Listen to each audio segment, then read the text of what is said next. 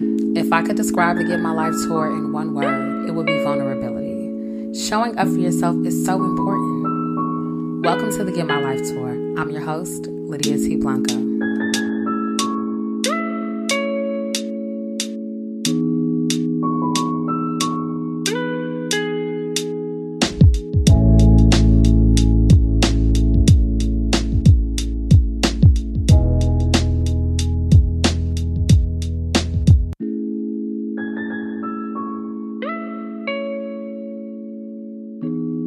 Hey y'all, and welcome to the Get My Life tour. It is me, your host, Lydia T. Blanco, and like always, I am so excited that you decided to show up for yourself and take center stage in your life. If this is your first time tuning in, thank you. Oh my goodness. I'm so glad that you are giving me your time and attention. And if you've been rocking with me for some time now, I think it's been like 7 or 8 months, I appreciate you. Look, I am in awe right now by what the universe has conspired, and I'm here for it. I have two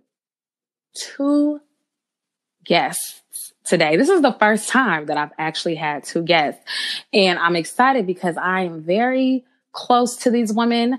These are actually women who I would square up for, even though I'm reformed. But I have so much love in my heart for them. And I'm actually a little nervous right now because it is about to be a very real and intimate and inspiring conversation. So without further ado, help me welcome my sisters, my cousin. They both my sisters, okay? Ronnishia Johnson and Amy Calloway. I feel like I need some fireworks and claps and stuff like that, okay? How are you ladies doing? Yes. We are doing so well. Great. We are excited to be here. So proud of you and all your endeavors, sis. But yes, again, we're happy to be here for sure.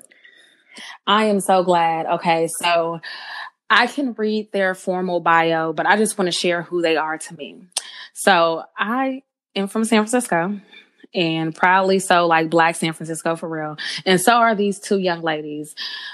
Amy is from Lakeview, okay? Yes. She likes 200 block all the way for real, you know what I'm saying? Even though she grew up on Vernon, like, okay, it is what it is. And then we have, I just want to call y'all by your nicknames, but I know I should be professional, but it is what it is. Okay, so Poppy Seed, aka Pops, aka Suavecito, is from Hunters Point.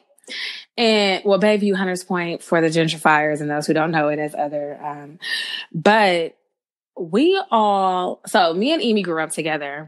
We are cousins. We are like out here in these streets, and me and Pops met. This is crazy how we met. We met at Marcel's funeral. Do you remember that? Okay. See, this is why I say this moment. Look, we met at a funeral. And we met, you were there with Adrian, I want to say. Were you with Adrian? And I was with Leslie. Mm-hmm. And we went back to Leslie's house in Lakeview. Yeah. And we were inseparable after that. And I was like, oh my gosh, you and Amy are best friends and go to school together. And you know Tiffany? Yeah. Girl. It was a moment. Yeah, and then I came to Burton High School too. So then it was really on since then. Okay. The cheerleading squad popping. It was a whole thing. I was like, what? Yes. Okay. But these women are so dynamic. Not only are they, dope Black women from San Francisco, but they have incredible stories. They are social justice champions. Okay. You will catch them on the front lines at the courthouse, wherever there needs to be action. You will see them there. They are organizers. They are chefs, like real life chefs. I've tasted the food. It is incredible. I got seconds and brought my mama some. Okay. They are women with immense power and love for community. They are also sisters. Oh my goodness. They are daughters. one, I'm speaking into the universe that she's finna get married tomorrow. Right. Right. Let's make it happen. Black let's do this tonight. I will fly home. What's up? But why not? But they are the creators of the Vegan Hood Chefs, which I think is incredible because if you didn't know, there is a Black population, like I tell you all the time, in San Francisco that almost are treated as untouchables, right? There's like this invisible caste system within the Bay Area. And in San Francisco, it's a little bit more pervasive because other people just automatically place Black people in Oakland. Right. So given the food deserts in the two communities where we're from, these women were like, yo, number one, we ain't eating the cluck no more. We're vegan and we finna cook up these nutritious meals. So this fourth, they created the Vegan Hood Chefs. Y'all, tell us more about who you are as women and why spread your love through food.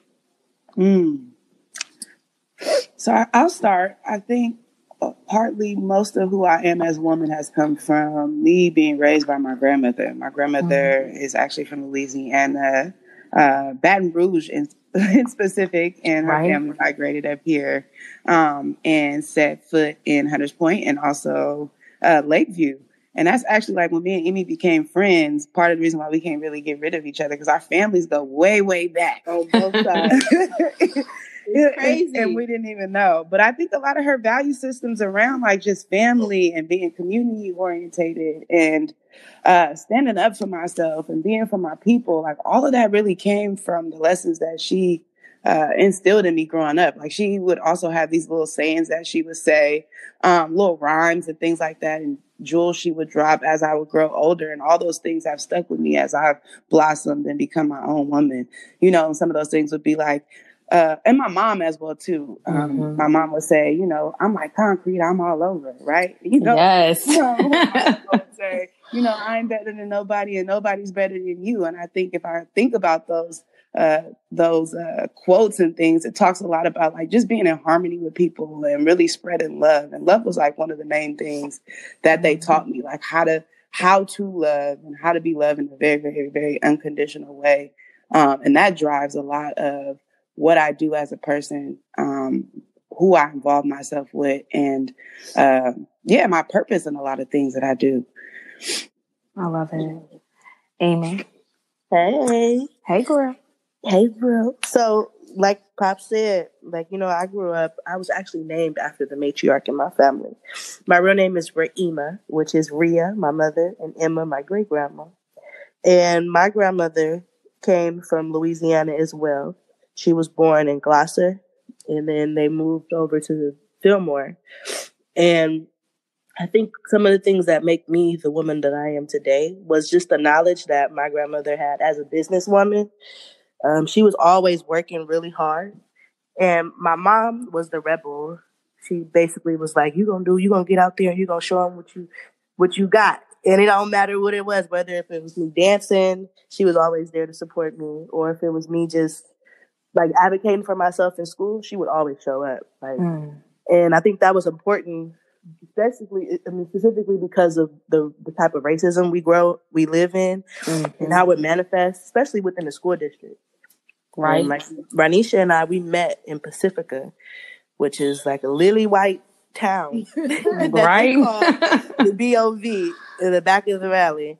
And I just remember as a Black girl, coming from Daly City and like trying to find out who I am and then moving into this lily white town and still carrying that essence of San Francisco where, you know, it was against the law for us as Black people, not against the law, but like community laws and values for us to be connected to each other specifically because of where we're from or where our grandmas stay. Right. Man. And so I just remember kind of what I got my activism from was my mom.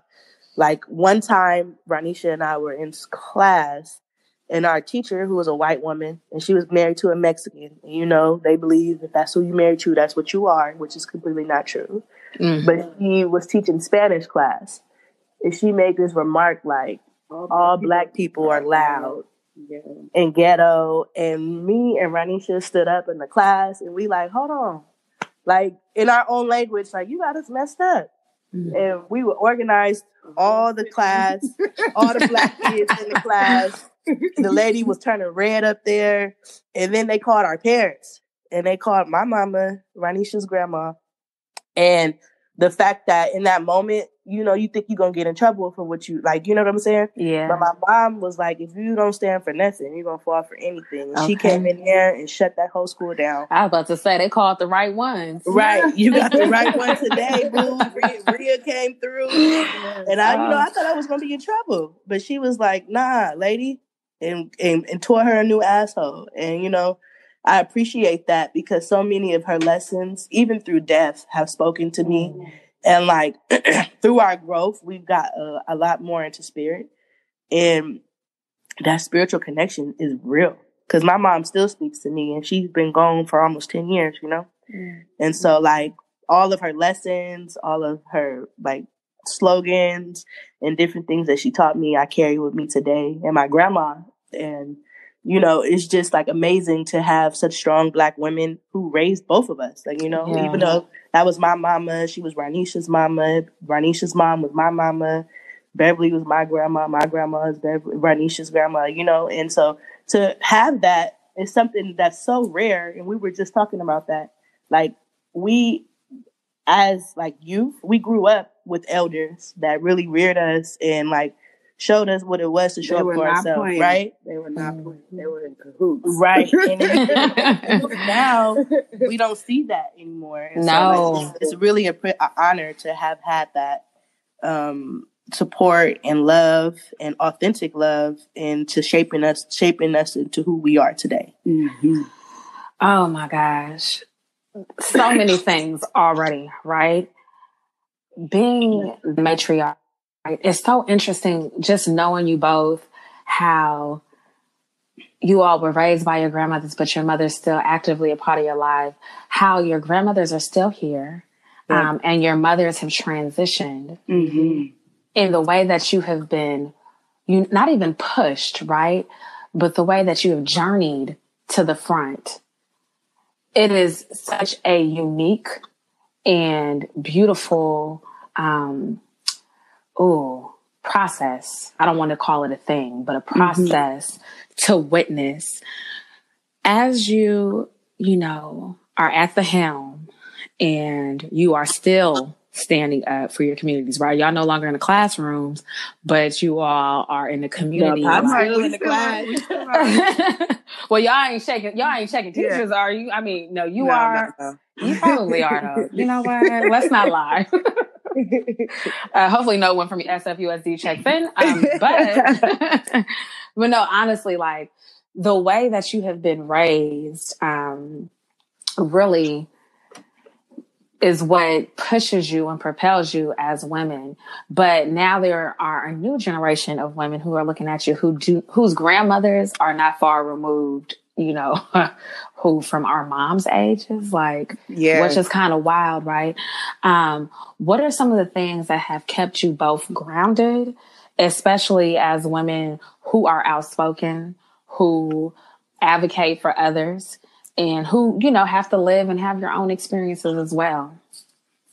I think for me, being a part of a community of other strong women. And I think part of that comes from, again, like Amy talked about, like our upbringing with being around so many matriarchs in our family and then being examples of like, you know, being able to be in a room with other strong Black women doesn't take away from who you are. And I think if you look at the media and the way in which we've been portrayed, or like even when I think about working with my young African-American women, there's like a, I don't know, deeply entrenched fear or misinformation around like we can't work with each other, be with each other. And because we've had those like lived experiences growing up, seeing it work, and me being around my grandmother's friends and those strong women and seeing how they supported her, I naturally gravitated towards that. And I think through all our lives, whether it was in middle school and high school, even in undergrad and graduate school, we've created these, I don't know, these circles of women throughout, these spaces, these very, very much healing spaces as we have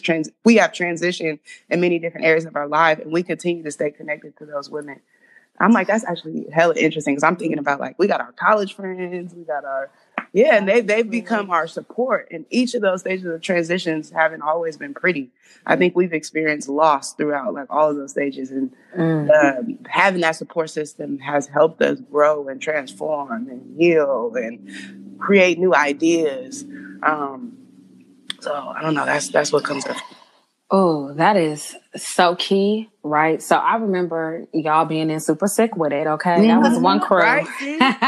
So Super Sick With It was a dance crew, well known throughout the Bay Area. It was a number of them, and they were lit. This was during the prime, right? The prime of the hyphy movement. Baby showers.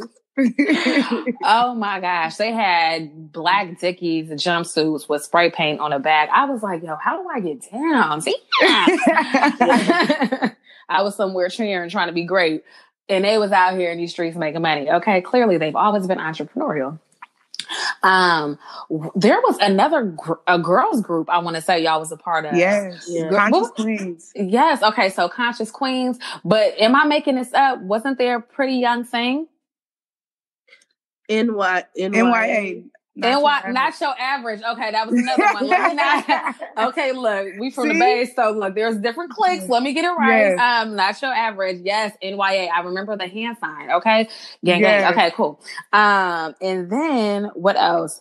Okay, so you got Conscious Queens. And then undergrad, college, we had the California Club. Okay. Really, we have a group of strong Black women that we connected to. A majority of them happen to be from Cali, so we clicked up. Okay, right. So I got 4 on my hand right now. Because we started the California Club on campus at Texas Southern University. Okay, and everybody was like, "It's not going to work." That club is one of the most. Like, the club is still active right now to this day. Hundreds of members too. So. Yeah, and you all started a scholarship fund for that club as well, right? We did. Yes. Right. Supreme, I'm like Supreme Queen. I was about to say, okay, because I was on number 6. I was about to definitely get there. When we were 18, we were on a radio show. Look. We did K-Poo. The NYA Cafe. We had a cafe. Okay, so I'm at 8. And then our organizing community too. Yes. Okay. We're doing a lot of VLM work. Majority of those women and folks, well, most of those folks on the front line were women. So, they definitely helped to politicize us, got us connected to resources, and taught us a lot, but also held us through that process as well, too. And so that was another group of women who helped us grow, but also held us too. Yeah. Okay. And then my 11th one, I cannot remember the name, but we had these meetings at your church when we did the voters rally. What in the world? The Hope Project. Yes, helping our people excel. Yes, right. That was our first project when we came home. Yes. Had Tone up there. Yes. It was so lovely. Your brother and his friends came through. Yes, and performed. Yes. Hey, that was when Boudreaux's was still there. Yes, you brought it back. Okay. Look, okay, and you know what? I'm bringing all of these things up because I want to emphasize that these young women have been building community from the jump. This is not a fad. This is not something that they've tried to create during some renaissance in the Bay Area where, Black people and tech and all these different industries are connecting. I think it's important for us to highlight Black San Francisco natives who have been doing the work for so long, because there are so many people coming in, and they overlook the existing community and population. And Black people are guilty of this too. People of color are guilty of this too. But there are people who are there who are doing the work. And you two ladies are women who have been home doing the work. And my hat is always off to you. Thank you. Look, you made me remember the last 3%. Right. Look, and I have that photo printed out largely, and it has been on my wall since I moved into Harlem, as a reminder to keep going. It is so interesting the way that we've been able to remain connected over the last decades, right? So whenever these women have done something, they have been very mindful about connecting other women to those opportunities to organize and build community as well. So with my love for journalism and storytelling first, I would always get a text message about where to be, when to be there, and how I could, use my camera and my voice and my little blog, whatever it was. And I remember being so hyped to show up. I remember having the location when y'all shut down BART on Black Friday. Yes. I remember being on 3rd Street and just so many different places with my camera. And, people forget about the Panther Party being in San Francisco. Yes, tell it. Right? They're like, in Oakland, I'm like, but the paper was printed in San Francisco.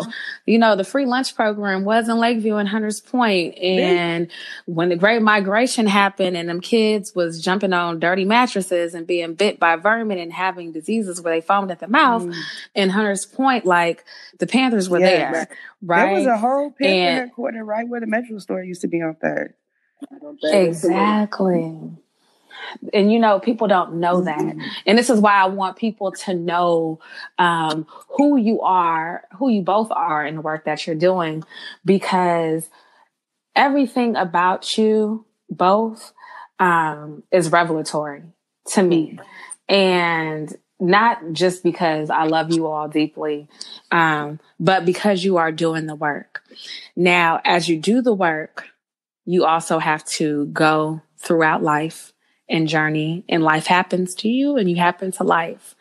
What are some of the ways that you take care of yourselves as you do the work? Because it's great that you all are cooking this nutritious food, but you need time to sit down, reflect, recalibrate, and show up. To be honest with you, sis, I think the way that we've taken care of ourselves has changed a lot.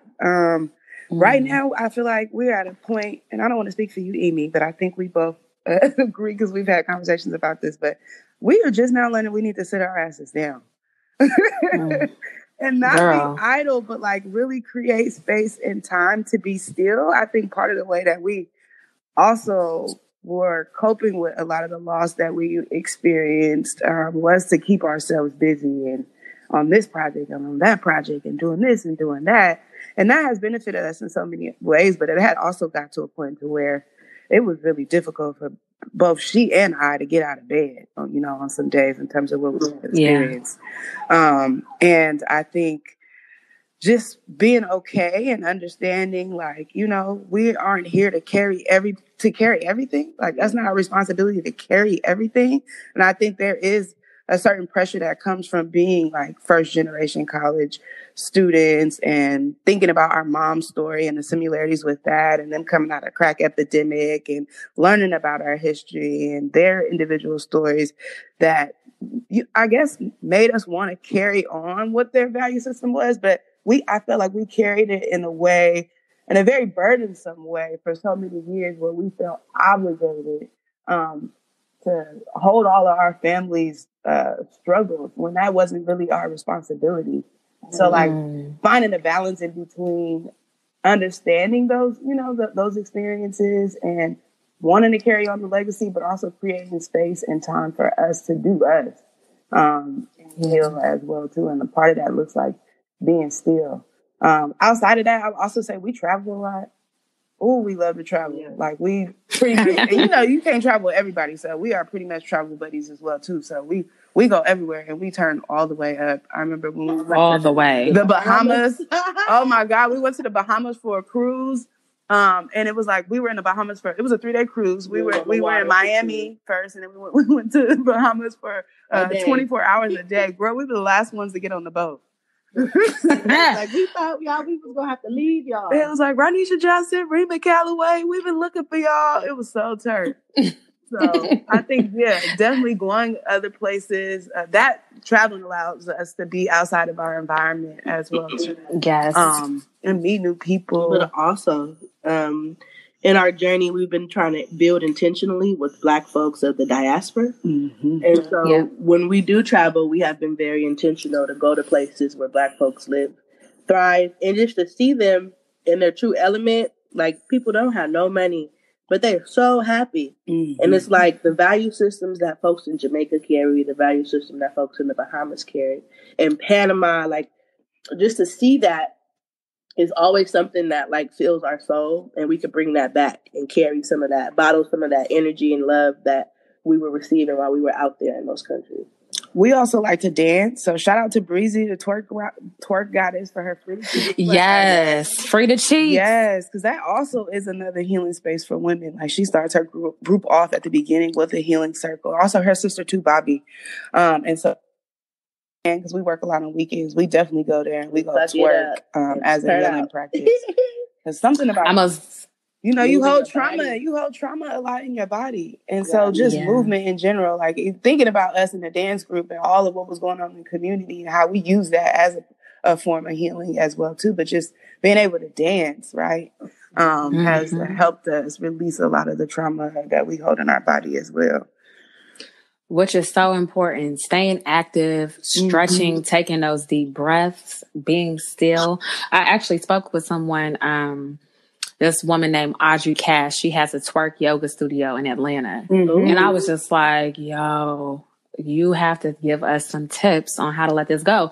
And twerking is a part of our ancestry. You feel me? Like, I know the Yin Yang twins had it popping in the early 2000s and was like, you know what I'm saying, shaking like a salt shaker, but they was out here shaking it, you feel me? Like, BC, you feel me? Yes. Like, it's a real thing. Sometimes you just got to let go. We are so tense. We hold so much trauma in our bodies. And we've all had that shared experience of growing up in the hood, losing friends really early, people being incarcerated, the food deserts, hunger, homelessness, all these different things, housing insecurity. But it's so important to keep it moving mentally, spiritually, emotionally, and physically, right? So I love that you brought that up because they're all healing properties. When I think about y'all's relationship, even though y'all are connected to so many people, the way that you are connected to one another is admirable. It is inspiring, but it is so very real. Right. And that's why I was like, yo, when I was thinking about our conversation, I was like, I got you, sis. Recently, the woman spoke about I got it syndrome, and she talked about how many times we say, I got it. Right. But I don't think we practice having one another the way that we think we do. Can you talk about that? Can y'all share some moments where you really have had to have one another, even when you didn't have it all together yourself? Oh, I struggle from the I got it syndrome. It's real. Ronnie should be like, sis, you don't got it. Let me help you. Yeah. I'm trying to think. I think, our whole relationship, honestly, I mean, like, because when I think about all of what we've been able to accomplish, but we've like experienced struggles throughout all of that. So like when we first met, it's right when Marcel passed away, and then after that we lost Antonisha. Then Ennis passed, along with Amy's mom, and then my mom, and then my brother. Then, with a host of other folks. And I think, along with like the struggles of having to leave our family to go away to school, but knowing that's what we had to do. And I think through all of that, like we've had moments where I feel like we are raised as Black women to have I got a syndrome. Like my grandma held it down, like she has done so much by herself, with like having to take care of her brothers, take care of my mom as a single mother, where she passed a lot of those values down to my mom. But I have also watched how that has affected them mentally, physically, and spiritually, where my grandma had a lot of physical illnesses as we grew up, and the same with Amy's mom. And then my mom also suffered a lot from substance abuse. So feeling like you had to hold everything for everybody. And I think through that experience, we've held each other, like I remember when Amy's mom passed away, and just being away at school and like having to hold her, but then also like push her to like remind her as to like holding her in a way where we understanding like the impact it had to have lost your mom, but then also having to be the friend to be like, okay, I need you to get up today, sis. Like we came down here, we're going to finish together, that conversation too. So being able to oscillate back and forth from being able to be empathetic towards our experiences, but also hold each other accountable. I feel like when I think about our relationship, and she did the same for me, when I had a hard time getting out of bed after I lost my mom and my brother too, motivating us to, we got to get this going. We got to get up. Yeah. Okay, I have to take a deep breath. Amy, did you want to chime in? Yeah. Okay. I feel like double all of the things that Ronnishia said. In adulthood, like, as we growing and we're going through the different stages and phases of our lives, some of the things have been really hard. Like, as far as, like, we tapped into doing therapy. And there'll be times when Ronnishia is going through something, I'm like, hey, you need to call your therapist. Or, like, just holding us each other accountable in a way. Sometimes it's not all right. You'd be like, bitch, don't tell me, don't tell me what to do. And then, we close our doors and we be a little mad at each other for a little bit. But then a couple of days or hours later, we're all right. And I think that makes it so much more of a journey in ways that we can hold each other. If we can be mad at each other and then pick it back up from where we started, I think. And some days it'd be really hard. You don't want to face each other or, go through these things together. But at the end of the day, I know that this is all I have. Like, I have my sisters, but Ronnishia has been there with me through a lot of my growth, a lot of my journey into defining who I am. And she's allowed me to show up in ways that were like, okay, bro, you need to pull that back in. And even with her, like, we're like, come on, let's dial it up. And like, just to have that, I feel like a lot of people don't have that relationship. And they don't. Like our sisterhood has grown a lot and we've created these spaces for ourselves and ways to show up, whether it was in a way where we could work and challenge each other or we, sitting down trying to dream together and put goals together. I think as Black women, I feel like that's a relationship that is necessary. Like, you have to have somebody in your corner that is going to tell you right or wrong, whether you like it or not. And want somebody that is there to struggle or fight, or not necessarily fight and struggle with you, but to work things out. Yeah. And if I can add anything too, like when I think of our relationship, I think of it as being very, very authentic, especially with working with young people.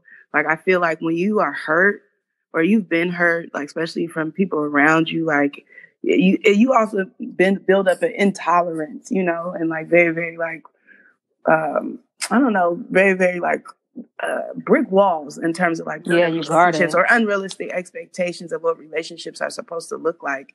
And I think oftentimes because we've been hurt and we don't allow opportunity or spaces for growth from a lot of people around us, or we shut off the opportunity to to be hurt again. And I think in reality, what we recognize is as people are growing, you are going to get hurt, and I think part of what makes our relationship special is that like we've allowed space for us to be ourselves in a very, very unconditional way where we haven't given up on each other, because I definitely don't think people talk about our friendship. Everything ain't roses, like we get on each other's nerves all the time. And we do a lot of, we spend a lot of our lives with each other as well too, whether it's working or our living, we live with each other. So that's a lot that comes with that. Like sometimes I don't want to see Amy or talk to Amy, but I mean, outside of that, it's like, we still find ways to come back together and talk about what our experiences are and know at the end of the day, even if it's a disagreement, it's me and you versus the issue versus it's me versus you, and I think that is, that's what I really appreciate about her. And I have to always remember not to take that for granted, because with losing so many people, it is such a privilege to be able to have somebody that I can have through like the good, bad, the ugly, that I know is going to be by my side. Or when I'm having a bad day, I didn't flash. She going to be like, girl, you need some water. Like, what I'm saying? And I don't feel like, we won't. I don't feel like our friendship is taken for granted. Yeah. My goodness. Y'all have been in a relationship with one another, for a longer period of time than you've been in a relationship with, your spouse, or deeper, right? And more intimately than with a sibling or a different family member, right? It just is so beautiful. And everything you said is so spot on, because we have to practice that agape love, and what you have with one another is agape love. That is sisterhood. Is very unconditional. And like you said, like, I know it ain't all peaches and cream, but the fact that you all are committed to your personal development individually and as sisters is so beautiful. Now, with that, I'm sure there have been people who try to get in where they fit in, and, what I'm saying, freak it how they wanted to freak it. What are some of the ways that you protect your bond from negative energies and people who aren't used to seeing a relationship that is functional, even when it is tested? I feel like we have to learn that. I feel like we've let some people in, and they've created, to keep it all the way real, we've had experiences where people have come in and created conflict between me and her, like, especially when we went off to school. Because that was a huge transition, I think, in us, like, reinventing ourselves as people as well. And I think when you reinvent yourselves, I don't know, you're drawn to different type of people. And so there was a period of time that we, like, fell out. I wouldn't even say fell out. We just weren't talking. But, when she had lost her mom, it was like, okay, like, I know I needed to be there. But I felt like going through that experience taught us a lot. Like, because when we looked around at the end of the day, who was there? Like, we were there for each other. And yeah, it just taught us a lot. I think we both are very, very similar, coming from being raised in households where, like, our moms were super, super loving, and loving almost to the point to where they didn't really know how to set up a lot of boundaries for themselves, like super giving. Same thing with my grandmother. And, like, that was something that we both, as being taught to be lovers and to give, we found ourselves in situations with people where folks would take advantage. And I think throughout life, with recognizing this is something we both needed to work on. Like, we had each other to be able to work on, like, what did it look like to be able to set boundaries for ourselves? But yeah, I would say going through that experience and then being able to look around and see who was there at the end of the day taught us something and kept us grounded. To whereas, our 21-year-old self versus where we are at 30, like, I know, we know now, like, how to spot motherfuckers. Okay. Yeah. And we'll talk about people's vibes. We'll be like, I don't know, like, what you think about her vibe? Like, Amy is the first one to pick up and be like, I don't like her. Girl. Okay. And then the facial expression is right behind it. I wasn't feeling that. And so we'll have discussions about that. Like, what weren't you feeling? So, like, I just think being honest and honest about it, because the energy don't lie. But, like, just feeling like you are open enough to be able to have those conversations with people. And I feel like, somebody is important. Yeah. And that, just to second that, because I feel like what Ronnishia said, but then also, like, college definitely was, like, one of the rough patches. Because I remember, like, we both lost our moms in college. And when you lose somebody as dynamic or in your life, it's really hard. And you go through so many different phases, especially being away from family. And yeah, like, there was, oh my God. I feel like in so many pieces that the person she was preying on the group of friends, she was preying on me, she was preying on, like, different situations. And I feel like you were at your most vulnerable state. And then we had to realize, like, hey, this bitch is the issue. I mean, not like that, but for real. Because she started falling out with everybody in the group on their own thing. And for me, I feel like that was a lot. And just, like, understanding. And then, like, I had to go through that. And then, it made me in a better position to show up for my friend. When Ronnishia lost her mom, I'm like, girl, I already know. And then there was a moment where she was like, I love you. And I'm like, I love you too. And I understand. And I'm like, you know what? We good. Like, we got it. And I feel like we've moved through this life, making so many people, making so many friends, being loving and losing a lot of those folks on the road has been really hard, and like significant people. And we look at each other today and we be like, damn, like I wish I could make this shit up, but it's not. We're not really making it up. Like we have so many people that we've lost in our lives, and we constantly have to rebrand or not rebrand, but like I'm trying to say, like pick up some of the pieces and start over again. And I think that it has made everything worth the while to have her by my side in this journey, because I feel like she's seen me in places where I'm super vulnerable. Like not even my family has seen me in the ways that Ronnishia has seen me. And to have somebody be there with you and be like, hey, look, we need to come together, get this together, and you need to get it together. And like, to have somebody hold you accountable in ways where it doesn't tear you down, but it makes you feel empowered, I think is a beautiful, special thing. And if I can add one more thing to that question, I think also too, through this process, we had to learn to be able to be open to new friends as well too. Because I think throughout our experiences, our relationship is something that's sacred, but I felt like we had also become a little bit codependent as well too, with like being afraid to like open up and let other people in. And there's only so much that you can grow when we are just by ourselves trying to figure everything out with just us, like we needed opportunities to be able to be the student and to meet new people. And I think through that process, we had to realize like, because trauma shows up, like Amy and I can't be everything for each other. Like it's not her responsibility to be everything for me, despite all the trauma that I went through. And because she was there, and I think vice versa, like we took out a lot of like those experiences on each other because we knew that each other would be here. And we, we could hold that, but we had to also learn that I think like, we can't be everything to everybody. And I think once you grow as an adult, you realize you have different friends for different things. Yeah. And I think through that growth, we've been able to like not be so codependent on each other. And like, if Amy needs to live her life, I need to live my life. And this is just being real and transparent. Yeah.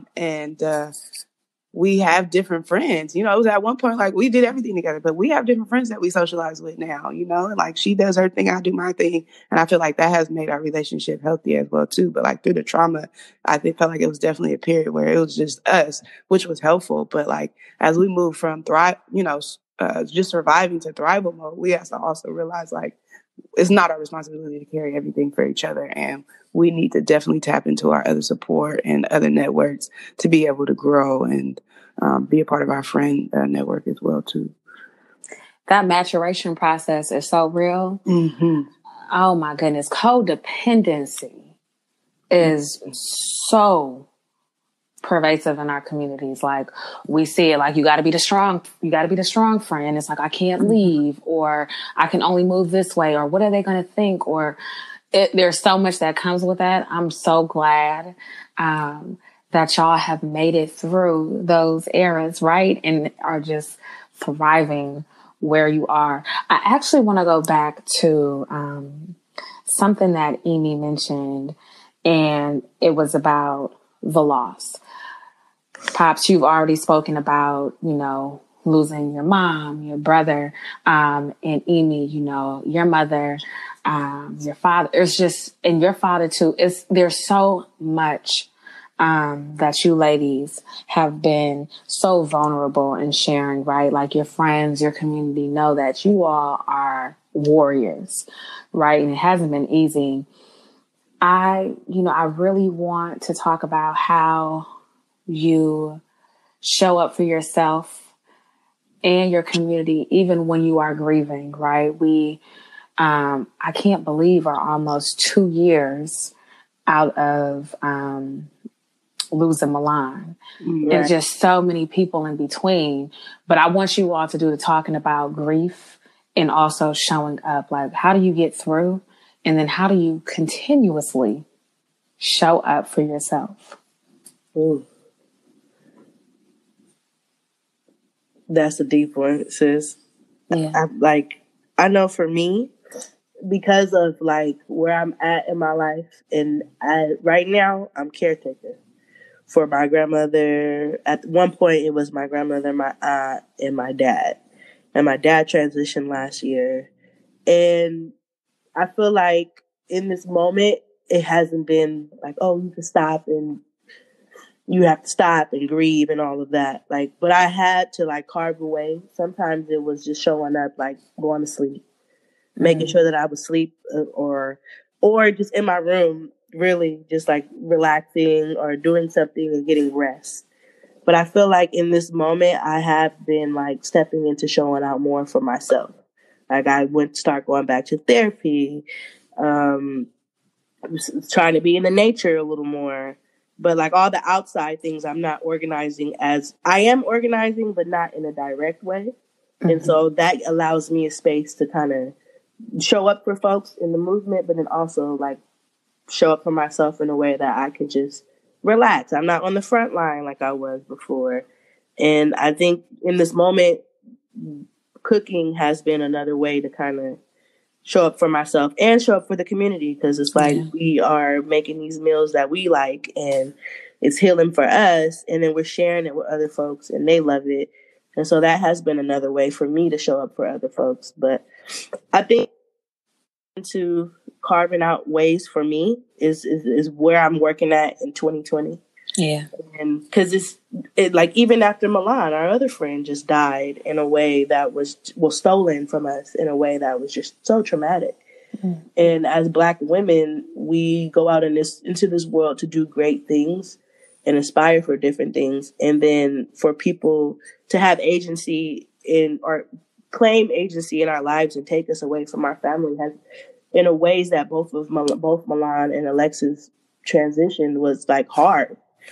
And I think we're still trying to recover from that. And that happened in January. Mm-hmm. And so I think in this moment for me, it's like sleeping, it's laying down, it's doing minimal things, but still showing up for like family, in a way that is super hard. But I think I got it to where I'm like, I'm not going to answer my phone for this person unless it's like my grandma or somebody that depends on me. And I think that was one of the things that I'm showing up for everybody in my family. And at the end of the day, I had to realize that these are grown people and I can show up in a way for them that doesn't harm myself and doesn't make me feel like I'm isolating them, but, you know, in a way that was just healthier for me. Thank you so much. Thank you so much for sharing. Yeah. I know that as you go through, things are still very, you know, sensitive and the emotion is, you know, right there. But I just have to say thank you for sharing, because I really hope that in you sharing, someone else is moved to also practice being transparent and vulnerability and just is listening with their heart. So thanks, sis. I really appreciate it. No problem. You okay, Poppy Seed? Yeah. Okay. Yeah, I'm okay. I think I still struggle with that, honestly. Like I be angry. I think I'm angry through my grief, but I feel like that's part of the grief process. Mm-hmm. And I think just being honest and gentle with myself around like not feeling like it needs to look like something, especially because, you know, we're in a lot of leadership positions where people do depend on me. And I got a syndrome through I feel like a lot of the losses that I've experienced, because that was the way that I coped, that I didn't recognize it. And I think I got to a place where I was angry because I was feeling like, damn, do people not see that I need support or I need help, when I realized like I wasn't leaving myself open for support or asking for it or being honest with myself around like, yeah, like how was I being open around it? And so now like I feel like I'm in a space where I'm still working on it, but I'm apologetically taking space and time for myself. Like I feel like when our friend Lex was killed, usually I would just go right back to work. Like I took the day off of where we heard or got the news, but usually the next day I go right back to work. And you know, I'm a therapist. And so that's a lot where like I have to be able to show up for people.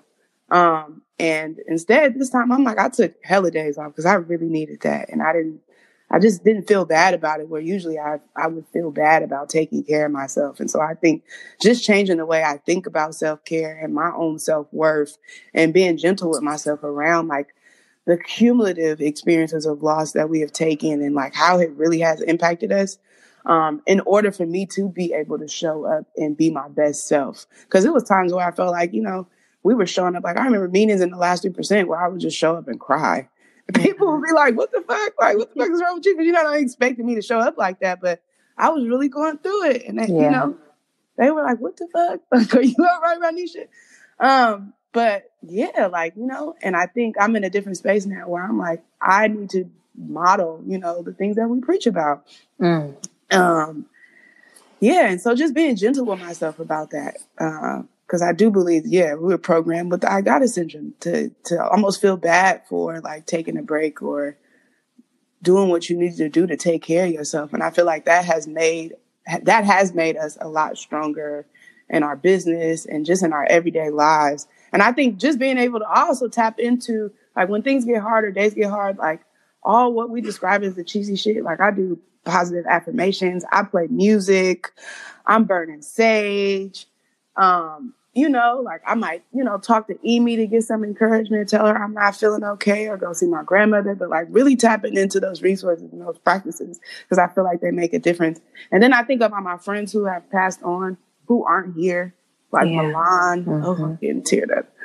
And just how strong she was. And then I'm thinking about Lex and our friend Lex who passed away. Like she was just so full of life. Like she was just one of those people who, like her spirit was just so full of life. And so like when I think about those days where it's hard, like I think about them and how they're not here to be able to share their lights anymore. And I'm like, like despite all of what we've been through, we are still very, very, really blessed. Like ancestors keep making a way for us. And that's how I know, like, despite our trials and tribulations, like we are here for a purpose. And so if I can just remind myself of that and on the days where I don't feel good, like, it puts a smile on my face and it reminds me and help keeps me as I'm moving through the day, And so I was saying all last night to Amy at the party, like, Lex way, like we, we got to live our lives, right? We got to live our lives. Because I feel like, when you come from communities where we come from, people are afraid as well, too. And I think this comes out of fear, but you also get shamed a lot for living your life, know? And I think that, we had to work through that as well, too, these misconceptions, like we got it all, or we don't. Like we really out here on sleepless nights. And so like just being okay with ourselves, with being able to feel joy too, like everything ain't about struggle, like struggle informs what it looks like to thrive, but like just being able to have the capacity to be happy or feel happy, and let each other know that that's okay. Like, I am over here taking like so many deep breaths, because I feel you. Like I literally am feeling your energy right now, both of you. And that part about the shame, you feel guilty for living, right? I feel like so many of us have been programmed to exist and to survive, but that life part is hard. Like it is so hard. That's why I value having conversations like this, because it is okay to keep it moving. I know with all of the people that I've lost personally, I just feel like, I don't know if I should be going. I don't know if it like, right. It's so conflicting. But like you say, like, I didn't know Lex, but you're saying the Lex way. I'm so glad she left you with that. Milan and her ambition, like, what else are you working on? How is it even possible? It's like, what are you doing? So it's like, okay, you're not tired, you are, but you're gonna keep going. Okay, I'm rooting for you. Oh my gosh, I just got to take a deep breath because it is. What do they call it? Survivor's remorse. That is such a real thing. And not enough of us are aware of what it is and don't want to acknowledge when we have it. Being able to persevere is a blessing. There was something that someone told me, and it was something that someone had told them after Katrina, and they said resilience isn't normal. There shouldn't be a need to be resilient, but since it exists, like, we have to be. And if you don't have to be resilient, there's nothing wrong with that. But I think a lot of us are exhausted in our resilience. Like, I have found myself to be so exhausted. I'm like, I'm tired of being resilient. I don't want to have to figure it out. I don't want to have to show up today. There's all of these things. And I think about women like you who are strength, even when you don't feel like it all of the time, who show up in spite of the fact, even when you don't feel like getting out of bed or have to tend to the needs of others. It's so real. And, just being from where we're from, like, the first person I lost was outside of family was in the 6th grade when Keith was murdered in Alamany, or in front of Alamany Street Projects. And I was just like, wait, what? Like, what? Right. Okay. Like, you see it in your neighborhood and you know who the person is, but when it happens to you, you're like, yeah. And then it happens again and again and again and again. And it's almost like it's like ongoing and it's never going to stop. I think it's important for us to talk about those experiences and that trauma. And I'm just so glad that you ladies shared. To those who are listening, because I know I'm really caught up in the conversation, which is not a bad thing, but to those who are listening, I really hope that you are listening with your hearts. And if you've had a similar experience or know someone who has, I don't have a hotline number. This is not any kind of ploy, but please, go seek the help you need. Too many of us suffer in silence, or we prolong our suffering because we think we got it. Yes. I don't know who, who needs to hear that, but I really do hope that you go seek out an outlet. If you need to twerk, if you need to cook, if you need to go chop it up with your mama and them or whomever, do what you need to do to experience healthiness and wholeness, because it is so key. And so many of us have these adverse childhood experiences, young adulthood experiences. Like, it's real. It is so real. And loss looks different for all of us. Right. It may not be, your parent or a close friend. It could be something that you lost along the way. That really impacted you. Okay. Yeah. And I feel like a lot of our coping mechanisms is to bottle it up. And like, healing is definitely not, it's definitely a beautiful process, but that shit is hard, especially when you don't deal with each incident or, at once. And I know that for me, we did a march, because at that time in 2016, we had lost C-Dub.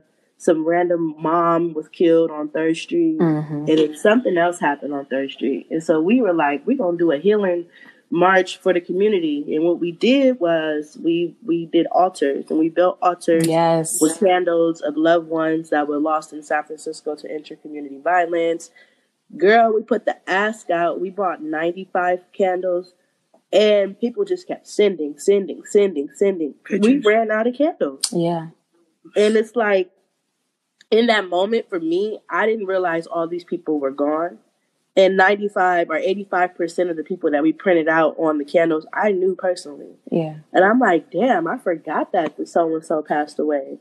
Like, and I think that kind of up-jumped my healing process, because all type of stuff. I was walking around barefoot, trying to be grounded, trying to understand what was going on. My mom's death popped me in my face.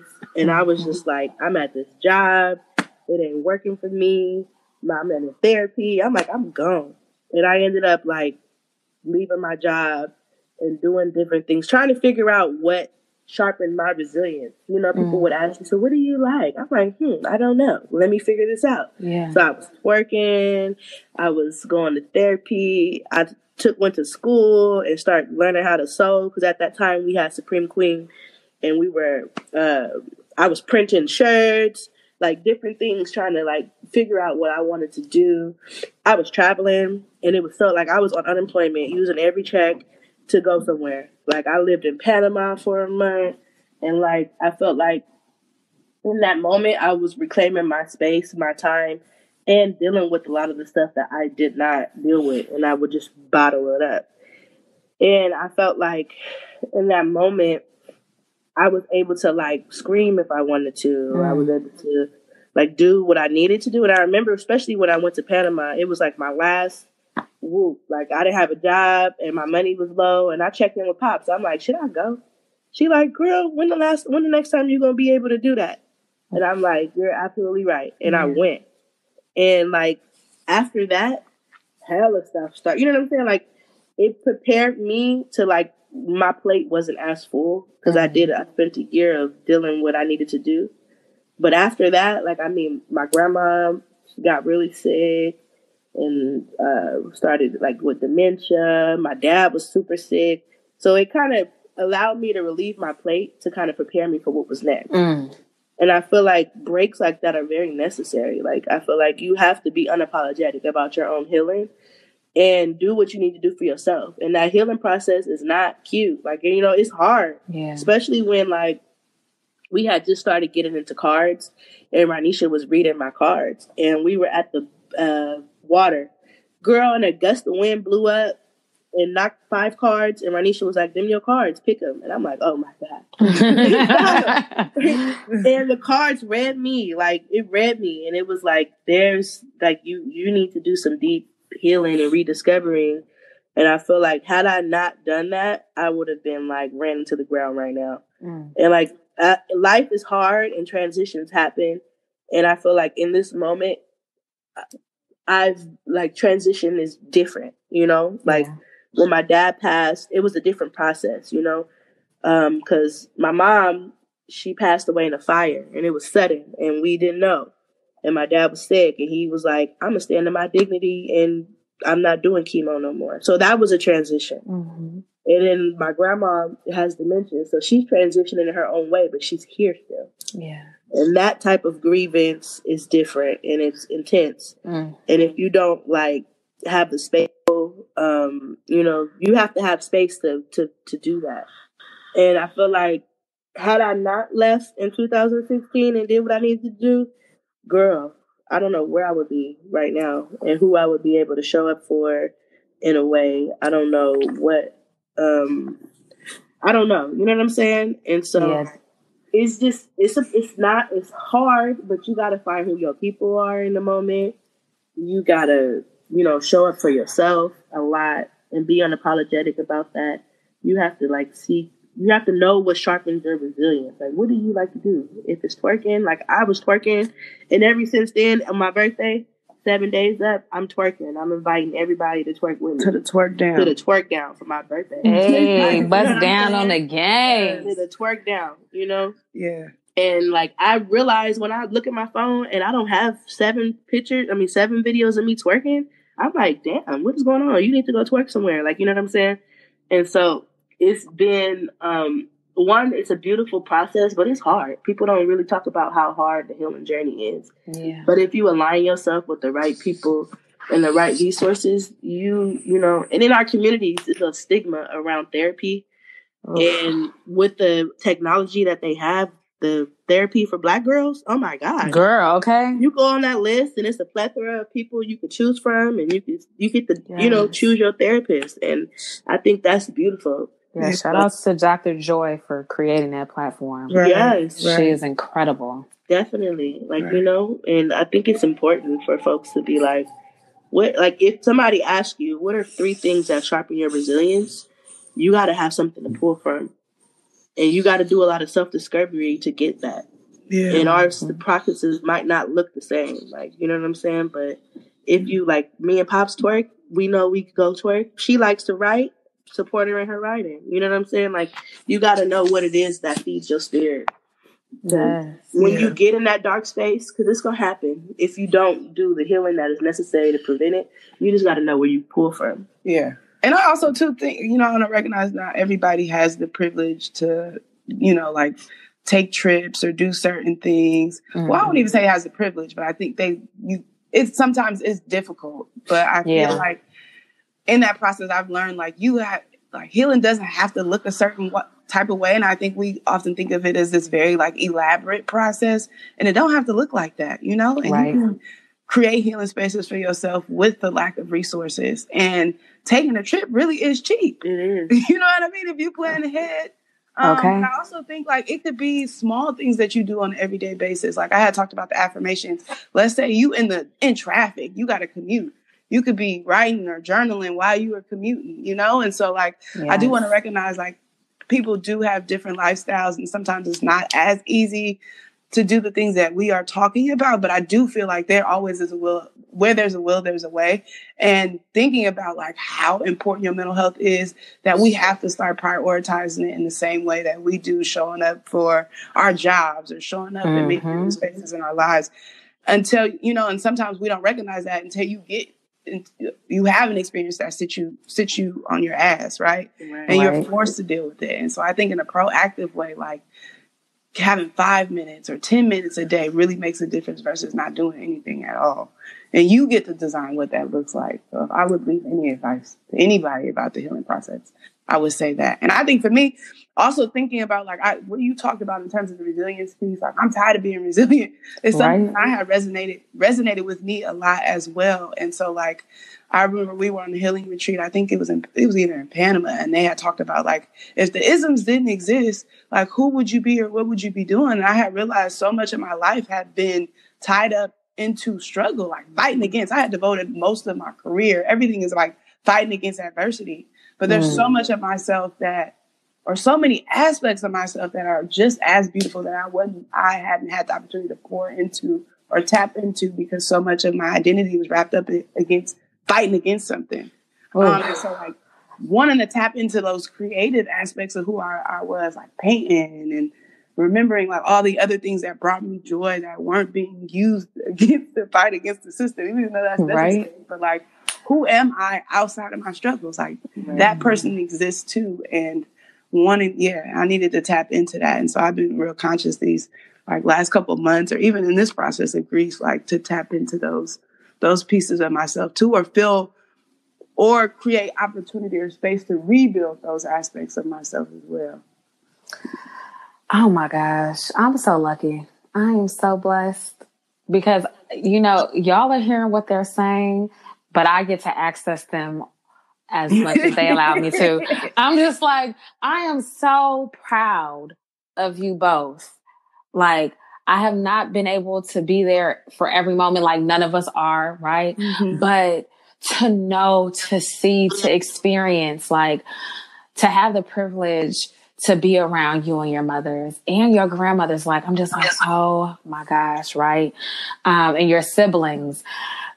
What I'm reminded of is that everyone can't go with you. And the way that you've been connected with one another beyond the familial is so divine. And everybody has not been able to go with you all. And that's why you have the story that you do. And it's still being written. And that really excites me, because to be deeply connected is something that we all desire, but don't all have the privilege of experiencing. Oh my gosh. I'm just like, oh my goodness. I would never be like, dang, I want to go through this so I can say that, right? Yes. But I think as I'm listening to you speak, I'm just like, oh my gosh. Being able to hear your experiences allows me to experience different elements vicariously. And I'm just so grateful for what you have gone through, right? So that you can come out on the other side the way that you both have. Like, that is gold to me. We don't all have to go through the fire. But the fact that you ladies have and are well done and still being cooked and coming out of the oven and going back in and, you know, got different sides. You know, you are preparing a table for us. I think that's so dope, which is going to lead us to the next part of this conversation. And I want to like applaud everyone who is still tuned in, because I knew that this stop on the tour was going to be lengthy. But look, if you can watch Beyonce perform or whomever for however long at a concert, I believe that you can show it for yourself and learn something about someone else, and then really tap into those parts of yourself that you've been ignoring for so long. So that was just my little commercial while you listen to the next part of this conversation. And I really want us to talk about entrepreneurship. You've been entrepreneurial your entire lives. I remember selling stickers, braiding hair, beef jerky, chocolate, all of these things door to door. Okay. I'm like, yo, I've been doing this. And so have you. Like, not only are you building communities, you're doing the work to heal, you're transforming the lives of those around you, but you are really like chefing it up, like Chef Curry with the pot. What is it? Am I saying it right? Yeah. Steph Curry with the shot. Okay, whoever got the pot in the shot, that's y'all, okay? Damn, I couldn't get it right. But tell us more about this entrepreneurial leap. Like, y'all still are working women and doing the work in the community, but y'all are literally nurturing communities and changing mindset about what people put in their bodies, so that they can live more healthfully. Yes. So I'd like to thank you for that feedback, because when I think about our journey, like, we always have been entrepreneurs. I just don't think that we have thought about ourselves as that as well. Like we talked about when we first came from, graduated from high school. I think our senior year, we had a radio show on KPOO, and that opportunity landed us into opening a cafe that we called NYA Cafe. And so we had it open for a couple months. We were selling sandwiches, smoothies. We had our own application process. Right. I think one of our questions on the application was like, do you think Tupac is alive? And,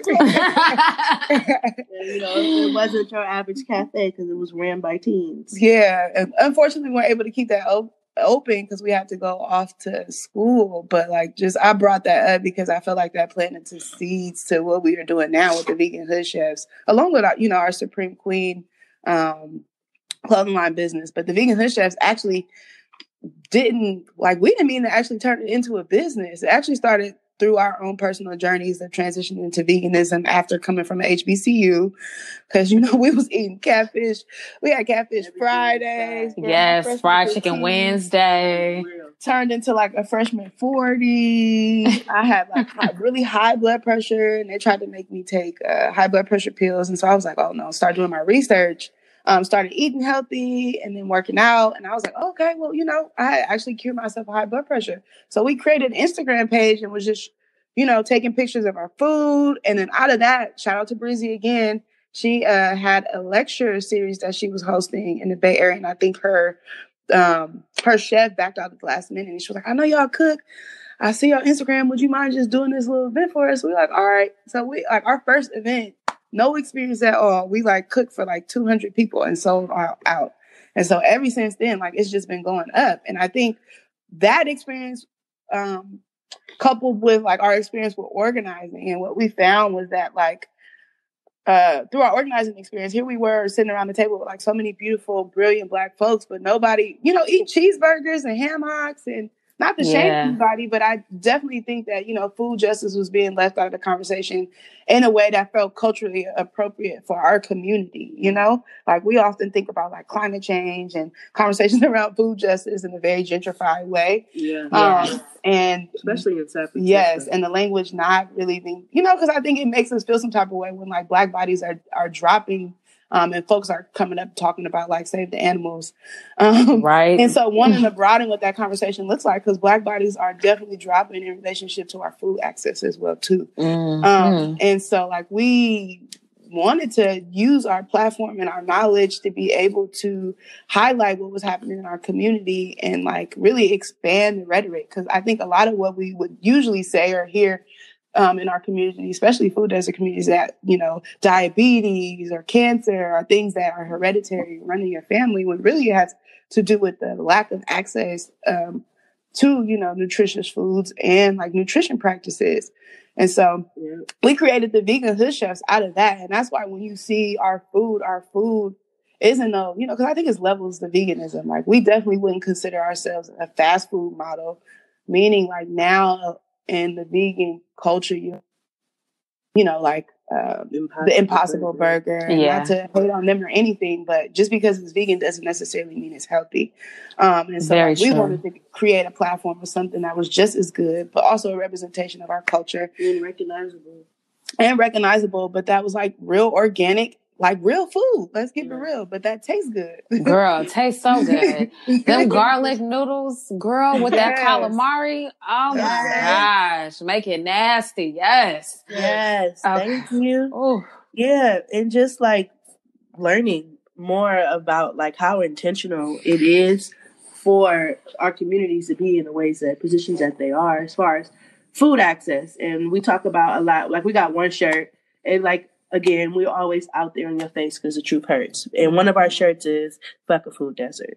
And that's because they say, oh, it's a rhetoric around this is a food desert, blah, blah, blah. But we know food deserts are something that happens naturally. Exactly. So we say it's a food apartheid because you are intentionally doing this to our people, especially in San Francisco, where Black folks represent 3% or maybe even less. Yeah, I think it's less now. A couple of years ago, it was 3% of the population. But we found out during some of the work that they have a Whole Foods market in the community that a produce market that services all of the city, but was not servicing Bayview. And it's like, do we have this beautiful access and they're not in our community or in the community and we don't have access to that? And through the work, I was working with the Hill Zone, and there were two natives from the Bayview that started a program where they were like building a bridge between those communities. The Whole Food produce market and a couple of stores, prominent stores in Bayview, such as Lee's Food Market and Kennedy's, and where we got to see and go in and change the infrastructure of those stores to offer produce and fresh fruit to people in the community. Because at that time we had Fresh and Easy, which was super easy, but it was hella expensive. Exactly. And it was not fresh, okay? You might as well go over there back to Cal Foods. Right. And then we think about like our people and where we come from. Like a lot of folks, grandparents grew up from the garden to the table. And when we hear about that, it's white people telling you in Bayview, oh, this is the garden and these are apples and potatoes, blah, blah, blah.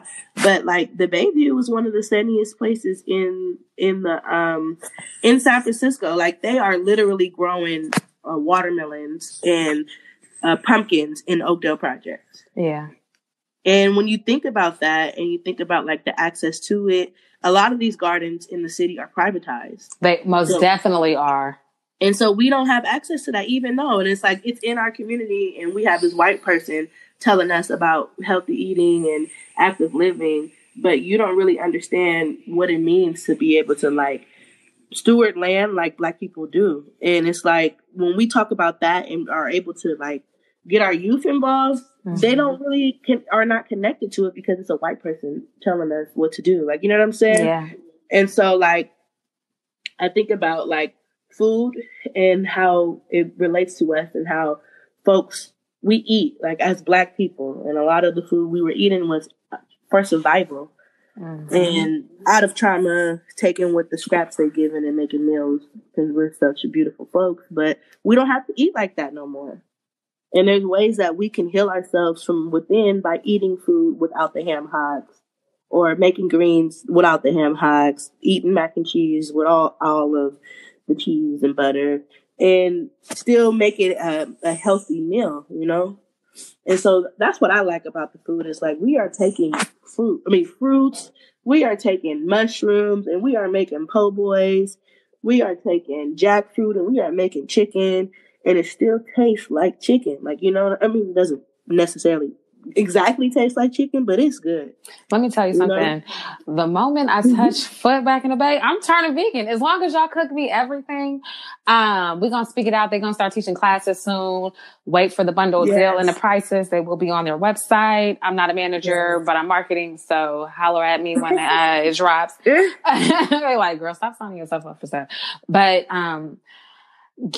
quickly, you know, tell us what it has been like becoming these business women, and while serving your community and taking stake in, you know what I'm saying, in Lakeview, in Bayview, and throughout San Francisco as Black women, you know, because you talked about like the white people coming in. There's nothing wrong with white people, but be quiet, y'all. So, right. Like, what is it like, making sure that people know that you are there as you do the work? Like, it's y'all. This isn't something that's infiltrated and you have all these dollars behind you to save Black people. It's your money, your time, your investment.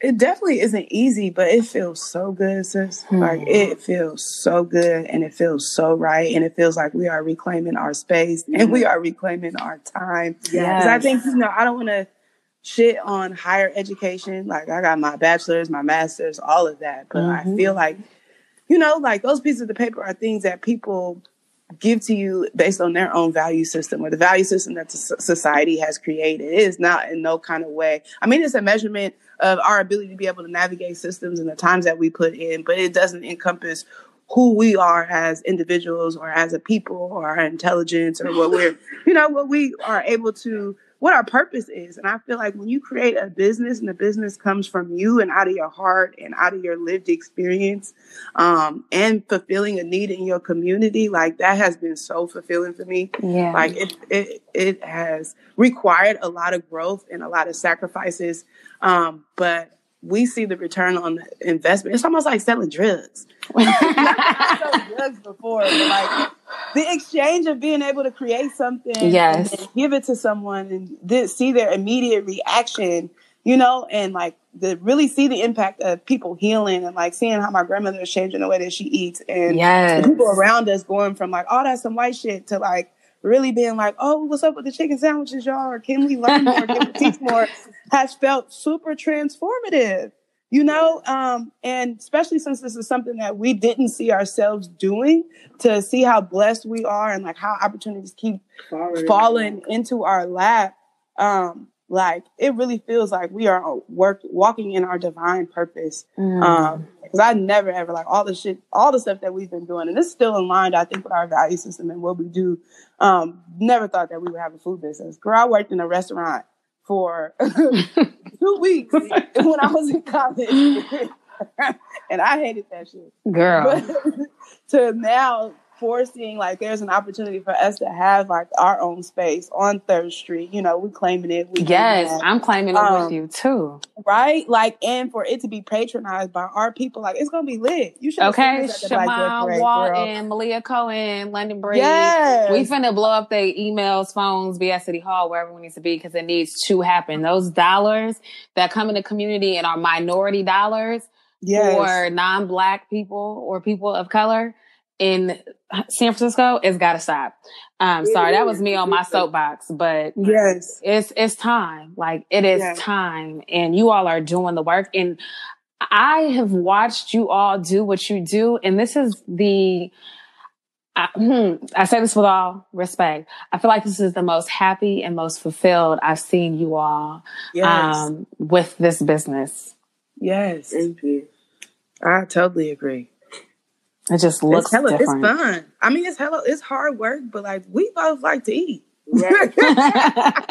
Eating brings us so much joy, but you like, you know, I want to speak for you, Amy, but there's such a creative aspect of being able to like think about things that we would normally eat that aren't vegan and then get in the lab and like come up with something beautiful. Like that whole process of transformation is hella healing in itself too. And we get to involve our friends in it too. So like we have a team of folks like Arisha always comes out. I see her in the pictures. And Maya, you know, helping us come up with like concepts and helping us prep. And so there are a lot of different components to it. But like, we've been able to tap back into our networks. Like, our accountant is one of our friends, CK, from who went to college with us. Right. So like, this business has also allowed us to highlight the strengths and talents of, and even you, sis, like having us on here, you know? And so like, our friends are so dope, and we've met so many people throughout like our life journey that are so dope. And I think being when you're working for yourself, that allows you to create a platform and a table for everybody else to eat as well too. So like, when you say like, sis, when we get rich enough to see you at the top, we will see you at the top, girl. You'll be covering the grand opening. Yes, girl. That's right. Like, seriously, and it feels so much more tangible now because we are creating the process for ourselves and keeping our integrity in it as well too. And I also think that outside of us like creating platforms for our folks, just to see them shine in a way that I never really thought that they could do it. Not that they couldn't do it, but it's like when you see like Arisha and Maya handle folks like customers that are upset, or, you know, define the stereotypes. Like, right. You know what I'm saying? Showing up as Black women, and my sister Renika, when she's back there cooking and doing grits and all type of stuff. Like, just to see them in their element is super dope. Like, they come out in ways and show up in ways that I couldn't even imagine. Because you're creating opportunities for them to shine. And, you know, Right. We don't even know oftentimes what it is that we're into or what we're fully capable of until someone gives us a shot. Like, right. We are boxed out of so many different opportunities, or we think we got to apply and be qualified in X, Y, and Z. This is why it's so important for us to have our own, because you never know how bright someone is going to shine when you say, hey, come over here, do this real quick. Like, it's just a whole different vibe. Yeah. And it's hecka funny because, like, my sister, she calls me every once in a while, like, girl, I'm trying to figure out how to make this banana pudding vegan. And I'm like, girl, we need to start making vegan dessert. Like, you know, and people all, like, they all want to come in and join, and they take ownership in it. They're like, this is my business. And I think that's beautiful. Yeah. And I think this also has transformed us politically as well, too. Like, with this whole theme of, like, moving from resilience to being able to thrive. Because I felt like a lot of our activism work we've done a lot, but I felt like we hadn't highlighted how throughout the process, a lot of what we were doing was also creating platforms as well, too, because we got so stuck on the reactionary mode. Yeah. And I think, too, you know, when you come from communities where we come from, and we talked about survivor's remorse, but I think there's also like this idea in the movement, too, like generating income or money is a negative thing, right? Like, you feed into capitalism.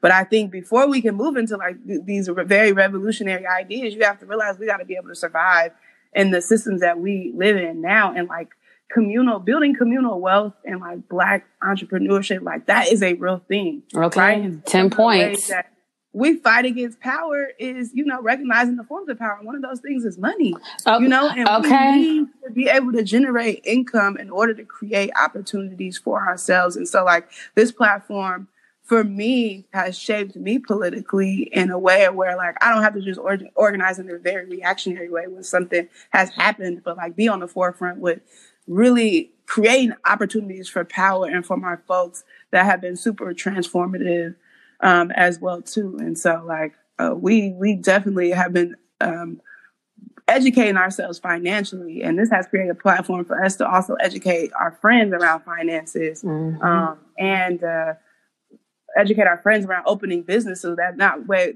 we are also passing along to our community and our family generational wealth. Right? Like, and it's not like we talking about being rich at the top, but we want to be wealthy at the top, right? So that way, like, our kids have something to hold on to, so that, you know, that I just think that creates an impact, and that has shifted us a lot politically in the way that we look at our work too.